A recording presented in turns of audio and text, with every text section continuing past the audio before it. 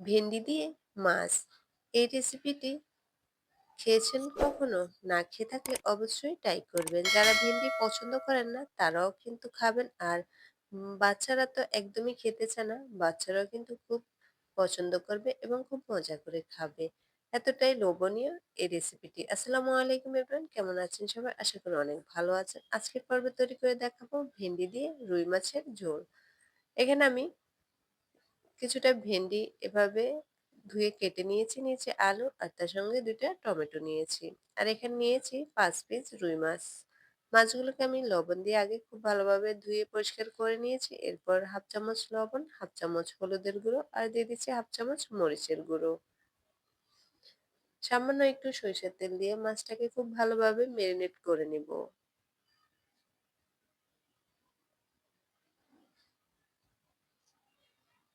সরিষার তেল দিয়ে মাছ মেরিনেট করলে মাছটা খুব ভালো থাকে, ভেঙে যায় না ভাজার সময়।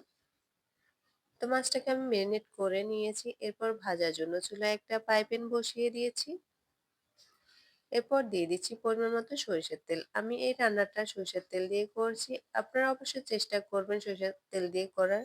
আর যদি সরিষার তেল না থাকে সয়াবিন তেল দিয়েও করতে পারেন, কোনো সমস্যা নেই।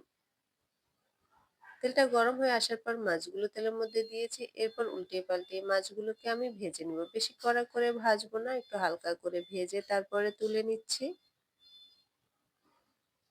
মাছের ঝোল রান্না করার ক্ষেত্রে মাছটা বেশি কড়া করে ভাজবেন না, একটু হালকা করে এভাবে ভাজবেন, তাহলে মাছটা খেতে বেশি ভালো লাগবে।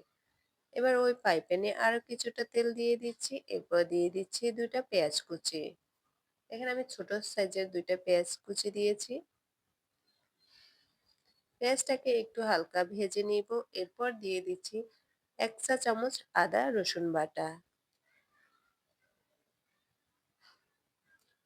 তেলের সঙ্গে আদা রসুন বাটাটাকে খুব ভালোভাবে মিশিয়ে কিছুক্ষণ ভেজে নিব। এরপর দিয়ে দিচ্ছি ১ চামচ লবণ, ১ চামচ দিয়ে দিচ্ছি হলুদের গুঁড়া, ১ চামচ দিয়ে দিচ্ছি মরিচের গুঁড়া, ১ চামচ দিয়ে দিচ্ছি ধনিয়া গুঁড়ো। এর বেশি আর মসলা আমি এর সঙ্গে দিব না। কারণ সবজি রান্না করার ক্ষেত্রে মসলা বেশি ব্যবহার করলেও সবজি খেতে বেশি ভালো লাগে না। এবার খুব ভালোভাবে মসলাগুলো মিশিয়ে নিয়েছি। এবার যেই পাত্রে আমি মাছ মেরিনেট করেছি সেই বাটিটা ধুয়ে একটু পানি দিয়ে দিয়েছি যাতে মসলাগুলো পুড়ে না যায়। এবার পানির সঙ্গে মসলাগুলোকে খুব ভালোভাবে মিশিয়ে কিছুক্ষণ কষিয়ে নেব। মসলাটা কষিয়ে নেওয়ার পর এরপর দিয়ে দিচ্ছি আমি কেটে নেওয়া আলু। আলুগুলো আমি আগে মসলার সঙ্গে খুব ভালোভাবে কিছুক্ষণ কষিয়ে আলুটা হাফ সিদ্ধ হয়ে আসলে তারপরে টমেটো আর ভেন্ডিগুলো দিব। খুব ভালোভাবে মিশিয়ে নিয়েছি। এবার ঢাকনা দিয়ে ঢেকে আলুগুলোকে কিছুক্ষণ রান্না করে নিচ্ছি।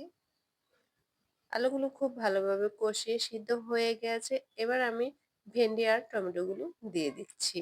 আলুটা সিদ্ধ হতে একটু সময় লাগে, তাই আমি আগে মসলার সঙ্গে আলুটাকে খুব ভালোভাবে কষিয়ে রান্না করে নিয়েছি। এবার বাকি সবজিগুলো খুব ভালোভাবে মিশিয়ে নিচ্ছি। এরপর ঢাকনা দিয়ে ডেকে খুব ভালোভাবে সবজিগুলোকে কষিয়ে নিব। সবজি যত ভালোভাবে কষানো হবে রান্নাটা কিন্তু তত বেশি খেতে মজা হবে। কষানো হয়ে গেছে, এরপর পরিমাণ মতো দিয়ে দিয়েছি পানি। এবার খুব ভালোভাবে পানির সঙ্গে সবজিগুলোকে মিশিয়ে নিচ্ছি। মেশানো হয়ে গেছে, এবার ঢাকনা দিয়ে ঢেকে আমি রান্নাটা সেরে নিব।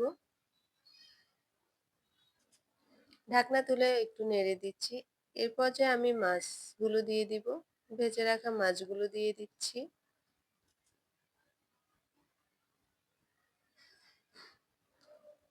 এবার মাছগুলোকে এভাবে চেপে চেপে একটু ঝোলের মধ্যে ডুবিয়ে দিব। এতে মাছের মধ্যে তেলটা সবজির সঙ্গে খুব ভালোভাবে মিশিয়ে যাবে। আবার ঢাকনা দিয়ে ঢেকে আমি রান্নাটা করে নিচ্ছি। রান্নাটা আমার প্রায় হয়ে এসেছে। এই পর্যায়ে আমি ৪-৫ টা কাঁচামরিচ ফালি দিয়ে দিচ্ছি আর দিয়ে দিচ্ছি কিছুটা ধনিয়া পাতা কুচি।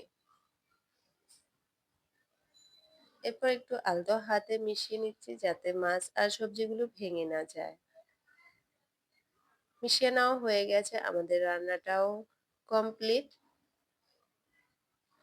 এরপর আমি চুলাটা বন্ধ করে দিয়ে